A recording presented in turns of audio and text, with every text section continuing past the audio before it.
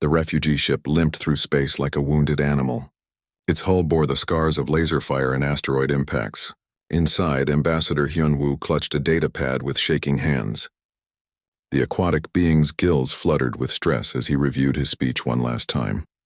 Behind him, 6 other representatives from dying worlds sat in silence. Each came from a different species, but they all shared the same hollow look of desperate hunger. Their homeworlds were either conquered or under siege by the Kethar Empire, and their people were starving. "Approaching Earth orbital stations," announced the pilot, a thin creature with 4 arms. "They're scanning us now." Hyunwoo looked out the small window at the massive human space stations. He had heard stories about humans, how they never gave up in fights, how they found clever solutions to impossible problems. The galaxy's last free worlds needed that legendary human stubbornness now. "Unknown vessel, state your business," came a voice over the radio in perfect galactic standard. "This is Ambassador Hyunwoo of the Galactic Liberation Coalition. We request an audience with your military leaders. It's urgent." A pause. Then, "Dock at Bay 7. A escort team will meet you." The human space station was bigger than any structure Hyunwoo had ever seen. Humans moved through the corridors with purpose, their faces serious but not unfriendly. The escort team led them to a large conference room where several humans in military uniforms waited. Captain Ji-hai stood as they entered. She was shorter than most humans Hyunwoo had met, but her presence filled the room. Beside her stood Dr. Taemin, who wore a simple white coat instead of military dress. Commander Youngsu sat at the table studying a holographic display of the galaxy. "Welcome to Earth Station Alpha," Ji-hai said. "We understand you have urgent business." Hyunwoo activated his translator and began his prepared speech.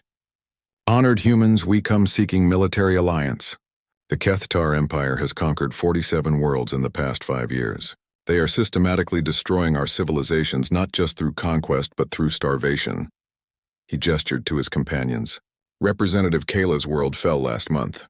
The Kethar bombed every farm, every food processing center. Representative Nix's people are eating tree bark to survive under occupation. We have military ships, but we're outgunned and outnumbered." The human officers listened without interruption as Hyunwoo described the Kethar strategy. The enemy didn't just conquer worlds, they destroyed food supplies first, making resistance impossible. Entire populations were kept alive on minimal rations, too weak to fight back. "We need your warships," Hyunwoo concluded. "Your weapons. Your military expertise. The galaxy speaks of human determination in war. We're willing to offer anything in exchange for your help." Captain Ji-hai studied the holographic maps of conquered worlds. She asked a few questions about Kethar fleet positions and weapon types. Then she asked something unexpected. "When did your people last have a real meal?" The question confused Hyunwoo. Excuse me?" "A real meal," Ji-hai repeated. "Not emergency rations or survival food. When did they last sit down to eat something they actually enjoyed?" "I don't understand the relevance," Hyunwoo said carefully. "Our people are dying. We need military." Dr. Taemin leaned forward. "What's the soil composition on your homeworld? What were your traditional crops? How many people need to be fed per day?" Representative Kayla spoke up, her voice harsh with frustration. "Why are you asking about farming? We need weapons, not vegetables." Commander Youngsu pulled up detailed star charts. "Tell me about population centers on each occupied world. Not military targets. Where do civilians gather? What are their food distribution networks like?" The alien representatives exchanged confused glances. They had come expecting to discuss battle strategies and weapon shipments. Instead, the humans seemed obsessed with agricultural data and eating habits. Dr. Taemin asked about dietary requirements for each species. Could they digest Earth-based proteins? What were their caloric needs? Did they have food allergies or specific nutritional requirements? "This is wasting time," Representative Nix burst out. "My people are dying while you ask about recipes." Captain Ji-hai raised her hand for silence. She studied the data on her screen for a long moment, then looked up at the desperate ambassadors. "You came here asking for warships and weapons," she said quietly. "But that's not what you need. Hungry soldiers can't fight effectively. Starving civilians can't resist occupation. Your real problem isn't military, it's logistical." Hyunwoo felt his hopes sinking. Were the humans refusing to help? "Please, we understand your concerns about casualties, but..." "We'll help," Ji-hai interrupted. "But not the way you expect." Dr. Taman stood and activated a wall display showing massive ship designs unlike anything in the known galaxy. These are harvest ships, mobile agricultural platforms capable of feeding millions. We've been developing them for terraforming operations, but they can be adapted for humanitarian aid. You want to farm while our worlds burn? Kayla asked incredulously. Commander Youngsu smiled grimly. We're going to do something the Kethar won't expect. We're going to feed your people so well that they'll remember why they're worth fighting for. Captain Jihai stood and walked to the window overlooking the docking bays. Far below, massive construction ships were assembling something enormous. Give us 6 months, she said. We're not sending you weapons or warships. We're sending something better. We're sending hope with a side of really good food. Dr. Taman began pulling up more detailed plans. Each harvest ship will carry vertical farms, protein synthesis bays, cultural kitchens, and enough supplies to feed an entire world. We'll adapt Earth crops to alien biology and learn to cook your traditional foods better than you remember them. Food won't stop laser cannons, Representative Nick said bitterly. No, agreed Captain Jihai, turning back to face them. But it will give your people strength to fight. It will restore their hope. It will remind them what they're fighting to protect. The Kethar use hunger as a weapon. We're going to take that weapon away from them. Hyunwoo felt something he hadn't experienced in months. A spark of hope. The humans weren't offering what he had expected, but their confidence was infectious. Maybe there was more than one way to win a war. 6 months, he agreed. But what if the Kethar attack your ships? Dr. Taman grinned. Then they'll discover that humans put really good defensive systems on things we care about. And we care a lot about good food. As the alien representatives returned to their ship with promises of aid, none of them fully understood what the humans were planning. They would soon learn that humanity's greatest weapon wasn't their stubbornness in battle. It was their absolute refusal to let anyone go hungry. 6 months later, Ambassador Hyunwoo floated in the command center of the resistance ship Freedom's Last Hope, watching his homeworld through the viewscreen. The blue-green planet looked peaceful from space, but he knew better. Kethar patrol ships circled like hungry sharks, and the surface cities were dark with occupation. His people had been living on processed algae paste for 8 months now. The Kethar had destroyed every farm, every fishing station, every food processing plant. It was their standard strategy: starve a world into submission. Ambassador, called his communications officer, we're detecting massive hyperspace signatures. Something big is coming. Hyunwoo's heart skipped. Had the humans finally arrived? He had spent 6 months explaining to increasingly desperate resistance leaders why Earth was sending farmers instead of fighters. Many had stopped believing the humans would come at all. The hyperspace distortions grew larger, then larger still. Hyunwoo had never seen readings like these. By the depths, whispered his tactical officer. What are those things? The first ship dropped out of hyperspace, and Hyunwoo's gills stopped working for a moment. It was enormous, easily 50 times larger than the biggest battleship he had ever seen. But it wasn't built like a warship. Its hull was covered in transparent sections that glowed with green light, and massive atmospheric processors jutted from its sides like metal flowers. Then came the second ship. And the third, and the fourth. Harvest fleet to resistance forces, came a familiar voice over the radio. This is Captain Jihai aboard the Terra's Bounty. We brought dinner. Engineer Haywan stood in the ship's main observation deck watching the Kethar response with professional interest. The enemy had immediately scrambled every available warship to intercept what their sensors told them was an invasion fleet. They can't figure out what we are, she reported to Captain Jihai. Their targeting computers keep trying to classify us as battleships. But our weapon signatures don't match anything in their database. That's because we're not battleships, replied Admiral Su Jin from the fleet command ship. We're something they've never seen before. The first Kethar attack wing approached at high speed, weapons charged and ready. The Terra's Bounty didn't change course or power up weapons. Instead, its shield strengthened to maximum, and it continued its steady approach to the planet. Laser beams struck the harvest ship's shields, creating brilliant light shows but causing no damage. The Kethar ships circled, firing continuously, while the massive human vessel simply absorbed the attacks and kept moving. Why aren't we shooting back? Asked a young Kethar pilot over their tactical frequency. Orders are to observe and report, replied his squadron leader. Command wants to understand what these ships are before we fully engage. Chef Minho barely noticed the battle outside. He was too busy in Kitchen Bay 7, working with a team of human cooks to prepare the first meal drop for the planet below. They had spent months studying Viridian dietary requirements and traditional recipes. Today they would feed hungry people their own cuisine, but better than most had ever tasted. Temperature check on the kelp soup, he called out. And remember, Viridians taste salt differently than humans. Don't overseason. His assistant, a eager young cook named Sujin, stirred a massive pot of what looked like seafood stew. Chef, the protein synthesis bays report they've successfully created Viridian fish analogs. They say it tastes identical to the original. Good, but identical isn't good enough. We want it to taste like how they remember fish tasting when they were young and happy. Dr. Tayman walked through the agricultural levels of the ship, checking on crops that had never grown together before. Earth wheat grew alongside Centauri fruit vines and Andromedan root vegetables. The atmospheric processors created perfect growing conditions for dozens of different plant types simultaneously. How's the adaptation process? Asked nutritionist Yun, joining him at the wheat fields. Better than expected, Tayman replied. We've successfully modified 17 Earth crops to provide optimal nutrition for Viridian biology. The protein synthesis bays are producing meat substitutes that match the texture and flavor profiles of their native sea life. They walked past rows of vegetables that glowed faintly in the artificial sunlight. The real breakthrough is the flavor enhancement. We're not just feeding them, we're giving them food that tastes better than anything they had before the war. Meanwhile, on the occupied planet below, civilians huddled in bombed-out buildings watched the sky with confusion. The Kethar had told them an enemy fleet was approaching, but the ships weren't attacking anything. Instead, they seemed to be farming?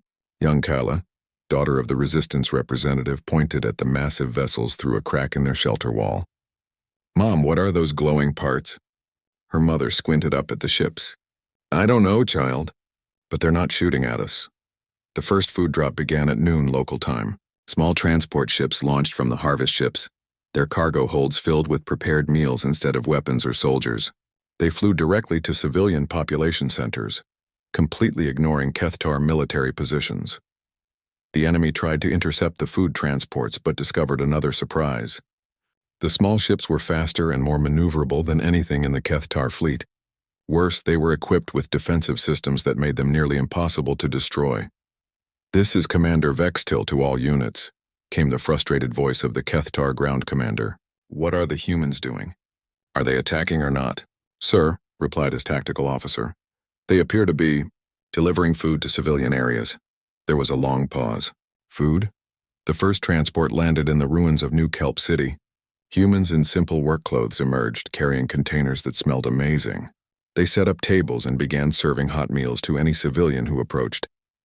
Hyunwoo watched from orbit as crowds of his people emerged from hiding places he hadn't even known existed. They moved cautiously at first, then more quickly as the smell of real food reached them.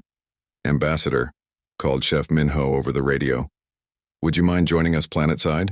We'd like to make sure we got the seasoning right on the traditional kelp cakes. Hyunwoo transported down to find humans serving food to long lines of grateful Viridians. The meals were presented beautifully, served on real plates instead of military rations containers. His people were crying as they ate, not from sadness but from joy at tasting their own culture's food again. He tried a bowl of kelp soup, and his gills fluttered in amazement. It tasted exactly like his grandmother's recipe, but somehow richer and more satisfying than he remembered. How did you do this? He asked Chef Minho. The human smiled. We didn't just learn your recipes. We learned why they matter to your people. Food isn't just nutrition. It's memory, culture, and hope all mixed together. As the day ended, thousands of Viridians had eaten their first real meal in months. The Kethar watched in confusion as their primary weapon, starvation, was simply removed from the equation. Admiral Su Jin stood on the bridge of her flagship, reviewing reports from all harvest ships in the fleet. Similar operations were beginning on 7 other worlds. Status report, she requested. All ships operating at full capacity, reported her communications officer. Food distribution proceeding on schedule. Kethar forces are confused but haven't mounted a major offensive against us. Good. Begin Phase 2 tomorrow. I want mobile kitchens set up in every major population center. and start training local cooks. We're not just here to feed them, we're here to teach them to feed themselves. Engineer Haiwan joined her on the bridge. Admiral, we're getting requests from resistance groups on other worlds. They want to know when we're coming to their planets. Sujin smiled. Tell them to be patient. We're just getting started. The Kethar have spent years learning how to starve people into submission. Now they're about to learn what happens when humans decide everyone should eat well. As the harvest ship settled into orbit around Hyunwoo's homeworld, something fundamental began to change. For the first time since the occupation began, people went to sleep with full stomachs and hope in their hearts. 3 months after the harvest ships arrived, the galaxy began to change in ways no military strategist had predicted. On Hyunwoo's homeworld, resistance cells that had been barely surviving now operated with efficiency that amazed their own leaders. Resistance leader Kyung-ho crouched in the ruins of an old temple, planning the evening's operation. He had been a factory worker before the invasion, then a prisoner, then a half-starved guerrilla fighter. Now he was something new, a well-fed revolutionary with hope in his heart and energy in his body. Intelligence reports say the Kethar are moving supplies through Sector 7 tonight, he told his team. But first we eat. His fighters gathered around tables that humans had somehow managed to smuggle into their hidden base. Instead of stale ration bars, they were served steaming bowls of traditional Viridian fish stew, fresh kelp bread, and sweet algae cakes that reminded them of childhood celebrations. Nutritionist Da-un had designed these liberation rations specifically for resistance fighters. The meals contained everything needed for sustained energy and mental clarity, but more importantly, they tasted like home, like the world they were fighting to reclaim. How do the humans do it? Asked Mira, a young fighter who had joined after her family was freed from a Kethar labor camp. They make our food taste better than our own grandmothers could. Kyung-ho smiled, remembering his first conversation with Chef Min-ho. They told me they study our culture, our history, our emotions about food. They don't just cook our recipes, they cook our memories. Across the galaxy, similar scenes played out on dozens of worlds. The human harvest ships had created something unprecedented. A logistics network based on shared meals rather than military supply lines. Pilot Junho guided his modified freighter through the asteroid field surrounding the blockaded Zephyr system. His ship, the Kimchi Runner, looked like any other smuggler's vessel from the outside. Inside, however, every cargo bay was filled with spices, fresh ingredients, and 3 human chefs willing to risk their lives to bring good food to starving people. Patrol ship off the starboard bow, announced his co-pilot, a reformed Kethar defector named Thex. They're scanning us. Let them scan, Junho replied calmly. According to our manifest, we're carrying industrial solvents and recycling equipment. The Kethar patrol ship's sensors detected exactly what the manifest claimed. They couldn't know that the industrial solvents were actually concentrated flavor extracts, or that the recycling equipment was portable. Kitchen gear designed to look like machinery. Clear to proceed, came the bored voice of the Kethar scanner. Operator. Junho smiled as they passed the patrol. The humans had become very good at hiding food shipments in plain sight. Every smuggler in the resistance had learned that hungry border guards were much easier to bribe with a good meal than with money. On the surface of Zephyr Prime, civilians gathered in the basement of a destroyed library. They had been eating synthetic paste for almost a year, watching their culture slowly die along with their bodies. Then the smugglers arrived. Chef Hana emerged from the Kimchi Runner carrying containers that filled the air with amazing smells. She had spent weeks learning Zephyrian cuisine from refugees on other worlds, then improving the recipes using human techniques. Tonight, she announced to the gathered civilians, we feast like your ancestors did. She served traditional Zephyrian crystal grain cakes, but made with ingredients that enhanced the natural minerals the species needed for healthy shell growth.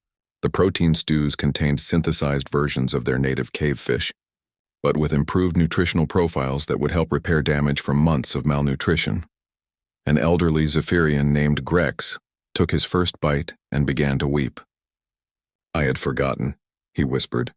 I had forgotten what it felt like to be Zephyrian. Dr. Taman stood in his laboratory aboard the Terra's Bounty, studying the biological samples that resistance fighters had smuggled out from Kethar prison camps. What he found made his blood run cold. Captain Jihai, he called over the intercom. You need to see this. Ji-Hai arrived to find holographic displays showing cellular damage patterns unlike anything in human medical databases. What am I looking at? Kethar prisoners, Taman explained grimly. They've been fed nothing but military rations for so long that their bodies are shutting down. Not just from malnutrition, from cultural starvation. He pointed to brain scan data. Their neural patterns show signs of severe depression, but it's not psychological. It's biological. They've forgotten how to enjoy food, and it's killing them at a cellular level. Ji-Hai studied the data with growing understanding. They did this to themselves, didn't they? The Kethar eliminated their own food culture so completely that they can't even remember what pleasure tastes like. Exactly. And now they're doing the same thing to every world they conquer. They're not just destroying bodies. They're destroying the cultural memory of what it means to enjoy being alive. This discovery changed everything. The humans realized they weren't just fighting a military enemy. They were fighting a force that had forgotten its own humanity. The Kethar had become so focused on conquest that they had lost the ability to understand why life was worth living. Chef Minho initiated a new project that same day. Working with anthropologists and historians, his teams began researching ancient Kethar culture from before their military transformation. They found references to feast days, traditional recipes, and cultural celebrations that had been banned for generations. If we can remind them who they used to be, Minho explained to his staff, maybe they'll remember why they should stop destroying everyone else. The first test came when pilot Junho's crew captured a damaged Kethar scout ship. Instead of taking prisoners for interrogation, they invited the enemy crew to dinner. The 3 Kethar soldiers sat suspiciously at the table while humans served them plates of food. They had been trained to resist torture and interrogation, but no one had prepared them for kindness and good cooking. "This is a waste of time," growled the Kethar commander. "We will tell you nothing." "We're not asking questions," replied Chef Hana simply. "We're just sharing a meal." The food was based on ancient Kethar recipes that the humans had painstakingly reconstructed from historical fragments. The enemy soldiers ate reluctantly at first, then with growing amazement. The youngest soldier, barely out of military academy, took a bite of what humans called ancestor bread, a traditional Kethar grain cake that hadn't been made in over 50 years. His eyes widened with an emotion he had never experienced before. What is this feeling?" he asked, his voice confused. "Satisfaction," Hana replied gently. "Your people used to call it soul feeding. It's what happens when food nourishes more than just your body." By the end of the meal, all 3 soldiers were crying. Not from sadness, but from the overwhelming realization of what their civilization had lost. They had spent their entire lives eating flavorless military rations, never knowing that food could be beautiful, satisfying, and emotionally nourishing. The commander looked up at his human host with something like wonder in his eyes. "We have been empty," he said slowly. "For so long we have been empty, and we didn't even know it." Word of the incident spread through both human and Kethar communication networks. On occupied worlds, resistance cells began reporting that enemy soldiers were showing less enthusiasm for their duties. Some were even deserting after being offered traditional meals by human food distribution teams. Admiral Su Jin received reports from across the combat zone that painted an unprecedented picture. The war was changing, but not through military victory. It was changing because the Kethar were beginning to remember what they had given up in their pursuit of conquest. "Status report from all sectors," she requested during the daily briefing. "Commander, Young Su pulled up galactic maps showing harvest ship positions. Food distribution is now active on 37 worlds. Resistance effectiveness has increased by over 400% in areas with active feeding programs. More significantly, we're seeing mass defections from Kethar units stationed on worlds where we're operating." "Defections?" Su-Jin asked with interest. "They're not switching sides to fight," Young-Su clarified. "They're just leaving, abandoning their posts to seek out human food distribution centers. Many are requesting asylum just to keep eating real food." Engineer Haiwan added her own report.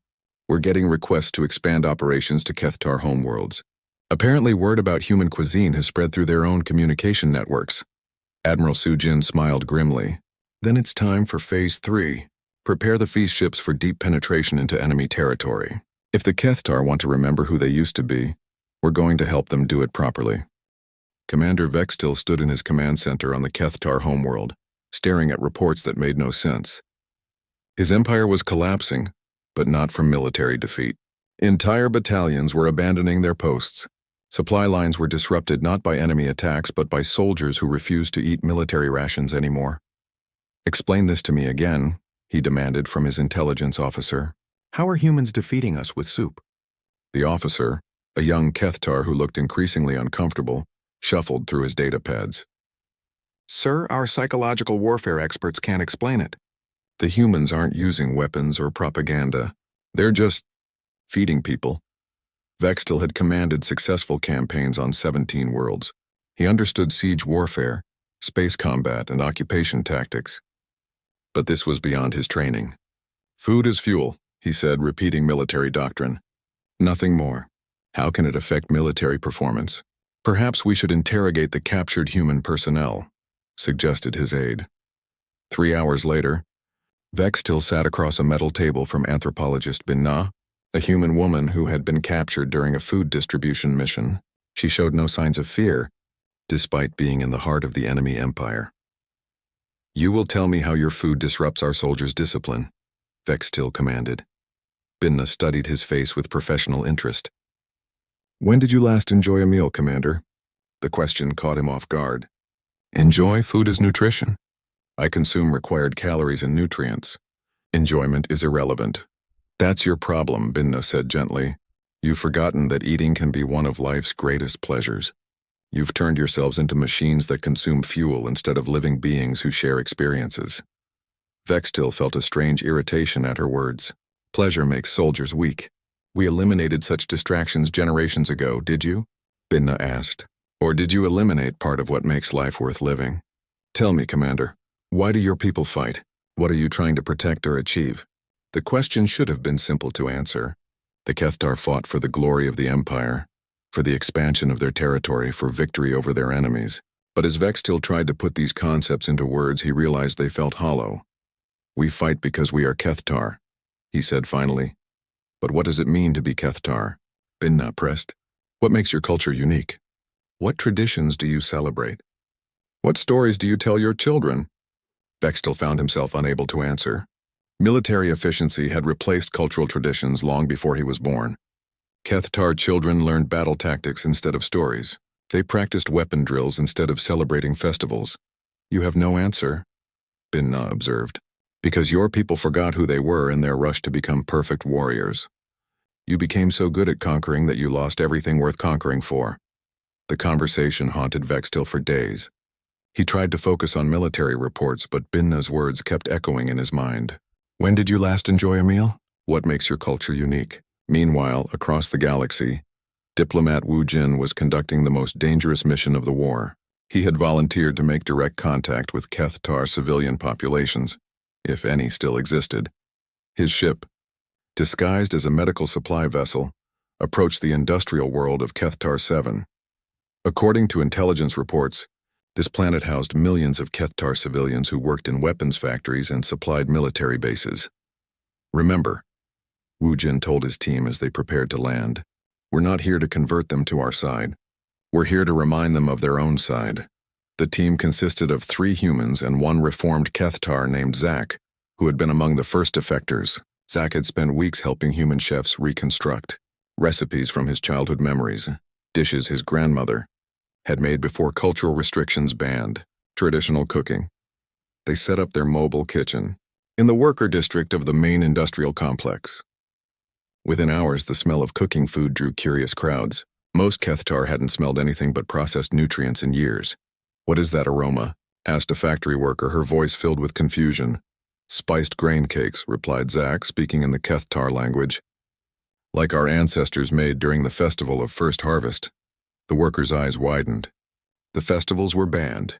"No one remembers. I remember," Zach said sadly. "My grandmother taught me before the cultural reforms. She said food was how we showed love to our families." Word spread quickly through the civilian population. Workers began gathering around the human food station, not for sustenance but for something they had forgotten they were missing. The humans served small portions of traditional Kethar dishes, recipes that had been lost for generations. An elderly Kethar named Grix took a bite of ancestor bread and collapsed to his knees, weeping. "I remember," he whispered. "I remember my mother's kitchen. I remember when we used to laugh during meals." The transformation was immediate and profound. Kethar civilians who had lived their entire lives as efficient workers suddenly remembered they were people with culture, history, and the capacity for joy. Dr. Taemin received reports of these incidents from across Kethar space. "It's working faster than we anticipated," he told Captain Ji Hai during their daily briefing. "The cultural suppression was so complete that even tiny reminders are causing massive psychological shifts." "Any problems with the authorities?" Ji Hai asked. "That's the interesting part. Local commanders are mostly ignoring us. They don't seem to understand that food distribution is a form of warfare. They think we're providing medical aid." Chef Minho added his own observations. "The civilian populations are starting to cook for themselves. They're remembering recipes, sharing techniques, creating new dishes that blend their traditional ingredients with methods we've taught them." The real breakthrough came when underground taste networks began forming within the Kethar Empire itself. Civilians who had rediscovered their food culture started secretly sharing recipes and cooking techniques. Military personnel, curious about the changes they observed in civilian workers, began requesting traditional foods. Commander Vextil learned about these networks when his own kitchen staff, lifetime military personnel, requested permission to prepare cultural nutrition experiments instead of standard rations. "Why?" he asked his head cook, a veteran who had served in the military for 30 years. "Sir, civilian productivity has increased 300% in sectors where humans have provided cultural food assistance. We believe traditional nutrition methods might improve military efficiency." It was a lie, and they both knew it. The cook simply wanted to remember what good food tasted like. But military efficiency was a justification that Vextil could accept. The first bite of traditional Kethar food in 50 years broke something fundamental in Vextil's worldview. The spiced grain cake tasted like childhood memories he hadn't known he possessed. The fermented fruit drink awakened emotions that military training had suppressed for decades. For the first time in his adult life, Commander Vextil understood what Bin Na had meant. Food wasn't just fuel. It was connection to history, to culture, to the parts of himself that made life meaningful. He found himself thinking about his people not as military assets, but as living beings who deserved to experience joy. The Empire's expansion campaign suddenly seemed less important than ensuring his people remembered how to be happy. The tipping point came during a routine military briefing when Vextil's aide mentioned that human food distribution had reached their home system. "They're on Kethar Prime?" Vextil asked. "Yes, sir. Feeding civilian populations with traditional recipes. Central Command has issued orders to ignore them unless they interfere with military operations." Vextil made a decision that would have been unthinkable weeks earlier. "I want to try their food." "Sir, if humans understand our culture better than we do, I need to know what we've lost. Arrange a meeting." Within days, Vextil found himself sitting across from Chef Minho in a neutral station, sharing a meal that had been prepared according to ancient Kethar feast traditions. Each bite was a revelation. This was what his ancestors had enjoyed during celebrations. This was the culture that had been sacrificed in the name of military efficiency. This was what it felt like to be truly, completely satisfied. "Why?" he asked Minho as they finished the meal. "Why do you care about our lost traditions?" Minho considered the question carefully. "Because every culture has something beautiful to offer. Your people created art, music, and cuisine that brought joy to generations. When that's destroyed, the whole galaxy becomes a little less interesting, a little less alive." Vextil sat in silence for a long time, processing emotions and thoughts that military conditioning had tried to eliminate. Finally, he spoke. "I want to end this war, not because we're losing, but because I remember why peace is worth having." The revolution within the Kethar Empire had begun not with weapons or propaganda, but with the simple act of sharing a good meal and remembering what it felt like to be complete. The war ended not with surrender documents or peace treaties, but with the largest dinner invitation in galactic history.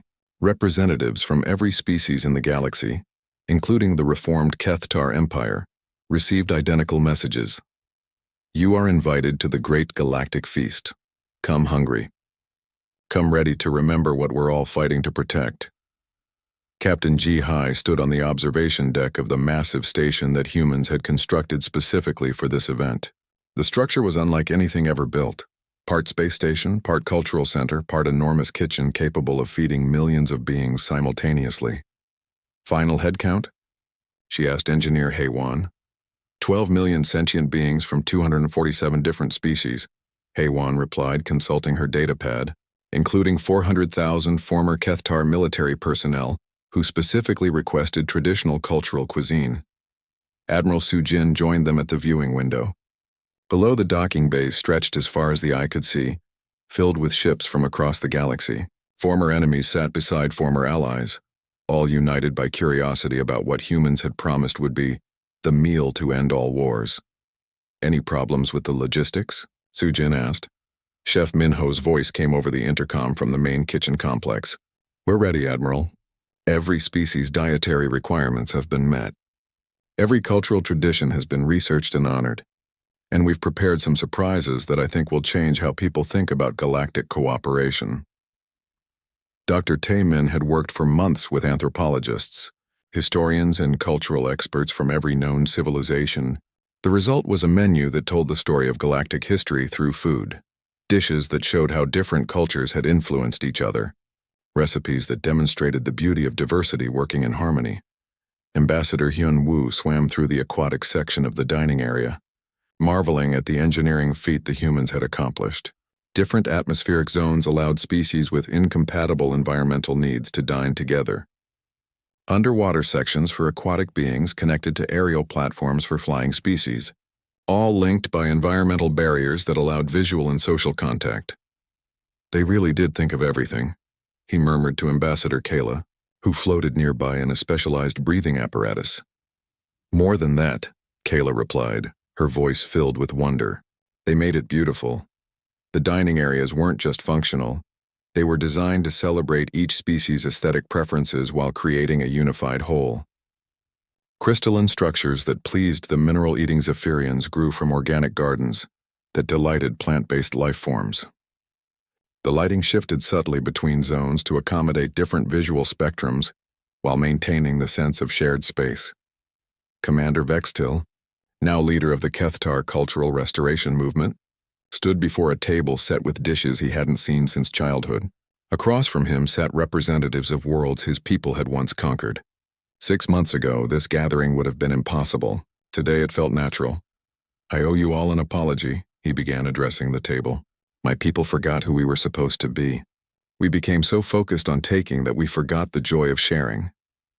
Representative Nix, whose homeworld had been among the first Kethar conquered, studied the former enemy commander. Actions matter more than apologies, he said carefully. What will you do now? Vextil gestured to the feast around them. We'll learn. We'll remember. We'll help rebuild what we destroyed. And we'll teach our children to cook before we teach them to fight. The formal opening ceremony began with Chef Minho stepping up to a podium visible throughout the station. His voice carried to every dining area, translated simultaneously into hundreds of languages. Welcome to the Great Galactic Feast, he began. For too long, our galaxy has been divided by war, fear, and misunderstanding. Today, we celebrate what unites us, the need for nourishment, the joy of sharing, and the bonds formed when strangers become friends over a good meal. He gestured to the vast dining areas. Every dish you'll taste today tells a story. Some recipes are ancient, preserved from civilizations that thought they were lost forever. Others are new, created by combining techniques and ingredients from different worlds. All of them represent cooperation instead of conquest. The first course was served simultaneously across all dining areas. It was simple, a basic grain cake that had been prepared using techniques from dozens of different cultures. Each species tasted familiar flavors combined in ways they had never experienced before. This is impossible, whispered Dr. Taemin to his dining companions. Every species is tasting their own cultural traditions, but somehow we're all eating the same dish. Chef Hana, who had worked on the recipe for months, smiled from her position at the central kitchen. That's the point. When you understand what someone values about their food, you can create bridges between cultures. As the meal progressed, something unprecedented happened. Representatives who had never spoken to each other began sharing stories about their home cuisines. Former enemies discovered that their ancestors had developed similar cooking techniques. Species that had considered each other incompatible realized they had complementary dietary needs that could support mutual trade agreements. Pilot Junho found himself sitting between a Zephyrian crystal miner and a Kethar poet who had been imprisoned for writing about forbidden food traditions. The three of them were collaborating on a fusion dish that combined elements from all their cultures. This could work as a regular trade item, the Zephyrian noted, tasting the mixture. My people need the minerals in your fermented grains. Your people could use our crystal-filtered water for brewing. The Kethar poet added his own observation. And the humans' preservation techniques could help both our peoples maintain food quality during long-distance shipping. These conversations were happening at thousands of tables throughout the station. Spontaneous trade partnerships, cultural exchange programs, and diplomatic agreements were forming over shared appetizers and collaborative cooking projects. Nutritionist Da-Yun monitored the social dynamics from the observation deck. Admiral, we're seeing cooperation patterns that political treaties couldn't achieve in decades. Species that barely tolerated each other are planning joint agricultural projects. Admiral Sujin nodded with satisfaction. That was always the goal. Feed people well enough and they start thinking about building things instead of destroying them. The centerpiece of the feast came during the fourth course, when Chef Min Ho announced a special presentation. Screens throughout the station showed images of the harvest ships at work, not just during the recent war, but in their new role as permanent galactic infrastructure. The harvest ships aren't leaving, he announced. They're being converted into permanent stations throughout the galaxy. Every system will have access to agricultural technology, cultural food preservation, and the infrastructure needed to ensure no one ever goes hungry again. Engineer He Wan explained the technical details. The former military vessels would become agricultural universities, teaching advanced farming techniques while preserving traditional cooking methods. They would serve as neutral meeting grounds where different species could interact safely, and as emergency response units for natural disasters or food crises. More than that, she added, they'll be staffed jointly by volunteers from all species. Humans will teach what we know about food production and cultural preservation. Other species will teach us about their techniques and traditions. We'll all learn from each other. Commander Vextil stood to address the entire assembly. His words carried weight because everyone knew what he represented. A former enemy who had chosen cooperation over conquest. 1 year ago, I believed that strength came from taking what we wanted from others, he said. Today, I understand that real strength comes from sharing what we have. The Kethar Empire is officially dissolving. In its place, we're founding the Kethar Cultural Restoration Collective. Our new mission is to help rebuild what we once destroyed. The applause that followed wasn't polite diplomatic clapping. It was genuine appreciation from beings who had witnessed an unprecedented transformation. As the feast concluded, representatives from across the galaxy signed agreements that would have been unthinkable months earlier. Trade partnerships based on complementary dietary needs. Cultural exchange programs focused on food traditions. Joint agricultural research projects. Mutual defense pacts that prioritized protecting food supplies over territorial control. Ambassador Hyunwoo found himself back where the whole journey had started, in conversation with Captain Ji-hai. But instead of pleading for military aid, he was discussing plans for permanent cooperation. You didn't give us what we asked for, he observed with amusement. No, Ji-hai agreed. We gave you what you actually needed. Military victory would have been temporary. Food security is permanent. Dr. Taemin joined their conversation, carrying a datapad full of research notes. We've learned as much from this project as we've taught. 17 new preservation techniques, 43 flavor enhancement methods, and over 200 recipes that we never would have developed without cross-cultural collaboration.